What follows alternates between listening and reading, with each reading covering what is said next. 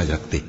اور اللہ ایک اور مثال بیان فرماتا ہے کہ دو آدمی ہیں، ایک ان میں سے گونگا اور کسی کا غلام ہے بے اختیار و ناتواں کہ کسی چیز پر قدرت نہیں رکھتا اور اپنے مالک کو دوبھر ہو رہا ہے، وہ جہاں اسے بھیجتا ہے کبھی اچھی خبر نہیں لاتا۔ کیا ایسا گونگا بہرا اور وہ شخص جو سنتا بولتا اور لوگوں کو انصاف کرنے کا حکم دیتا ہے اور خود سیدھے رستے پر چل رہا ہے، دونوں برابر ہو سکتے ہیں؟ اور آسمانوں اور زمین کا بھید اللہ ہی کے پاس ہے، اور اللہ کے نزدیک قیامت کا آنا یوں ہے جیسے آنکھ کا جھپکنا، بلکہ اس سے بھی جلتر۔ کچھ شک نہیں کہ اللہ ہر چیز پر قادر ہے۔